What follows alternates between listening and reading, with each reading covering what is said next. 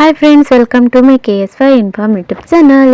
ಯಾರಾದರೂ ನನ್ನ ಚಾನಲ್ನ ಸಬ್ಸ್ಕ್ರೈಬ್ ಮಾಡ್ದಲ್ಲಿ ನೋಡ್ತಾ ಇದ್ದರೆ ಪ್ಲೀಸ್ ಸಬ್ಸ್ಕ್ರೈಬ್ ಮಾಡ್ಕೊಳ್ಳಿ. ಉತ್ತರ ಕರ್ನಾಟಕ ಸ್ಪೆಷಲ್ ಬದನೆಕಾಯಿ ಎಣ್ಗಾಯಿನ ಯಾವ ರೀತಿ ಮಾಡೋದು ಸಿಂಪಲ್ಲಾಗಿ ಅಂತ ನಾನು ಹೇಳ್ಕೊಡ್ತಾ ಇದ್ದೀನಿ.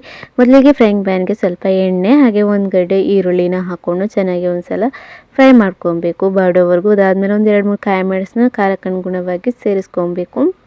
ಅದಾದಮೇಲೆ ಇದಕ್ಕೆ ನಾವು ಫ್ರೈ ಮಾಡಿಬಿಟ್ಟು ಒಂದು ಪಾತ್ರೆಯಲ್ಲಿ ಎತ್ತಿಟ್ಕೊಂಡ್ಬಿಡಬೇಕು. ಅದಕ್ಕೆ ನಾವು ಫ್ರೈ ಮಾಡಿರುವಂತಹ ಶೇಂಗಾ ಏನಿದೆ ಅದನ್ನು ಹಾಕ್ಕೊಬೇಕು. ಸಿಪ್ಪೆ ತೆಗೆದ್ಬಿಟ್ಟು ಅದನ್ನು ಹಾಕ್ಕೊಬೇಕು.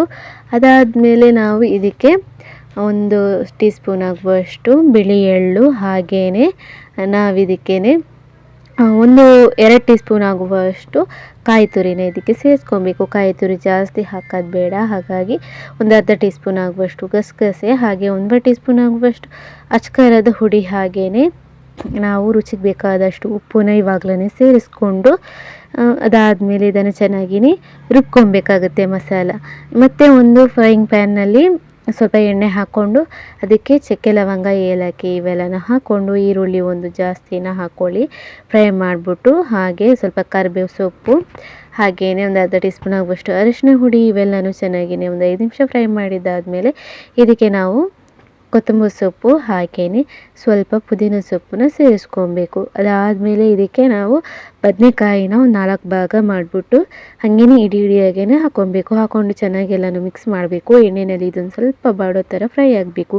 ಅದಾದಮೇಲೆ ನಾವು ಮಸಾಲೆ ಕಡ್ದಿಟ್ಕೊಂಡಿದ್ದೀವಲ್ಲ ಅದನ್ನು ಇದಕ್ಕೆ ಸೇರಿಸ್ಬಿಟ್ಟು ಚೆನ್ನಾಗಿ ಮಿಕ್ಸ್ ಮಾಡಿಬಿಟ್ಟು ಒಂದು ಅರ್ಧ ಲೋಟ ನೀರನ್ನ ಸೇರಿಸ್ಕೊಬೇಕು. ರುಚಿಗೆ ಉಪ್ಪು ಬೇಕಾದಷ್ಟು ಸೇರಿಸ್ಕೊಂಡು 1 ಟೀ ಸ್ಪೂನ್ ಆಗುವಷ್ಟು ಸಾಂಬಾರು ಹುಡಿ ಮನೆಯಲ್ಲಿ ಮಾಡಿದ್ದು ಆಗಲಿ ಅಥವಾ ಪ್ಯಾಕೆಟ್ ಪುಡಿನಾದರೂ ಆಗಲಿ ಹಾಕ್ಕೊಂಡು ಚೆನ್ನಾಗಿ ಮಿಕ್ಸ್ ಮಾಡಿಬಿಟ್ಟು ಒಂದು 10 ನಿಮಿಷ ಹಾಗೇ ಕುದಿಯೋದಕ್ಕೆ ಬಿಡಬೇಕು. ಮೇಲ್ಗಡೆ ಸ್ವಲ್ಪ ಕರಿಬೇವು ಸೊಪ್ಪನ್ನ ಹಾಕ್ಕೊಂಡ್ರೆ ಆಯಿತು. ಉತ್ತರ ಕರ್ನಾಟಕ ಸ್ಪೆಷಲ್ ಬದನೆಕಾಯಿ ಎಣ್ಗಾಯಿ ರೆಡಿ ಆಗುತ್ತೆ. ಟ್ರೈ ಮಾಡಿ.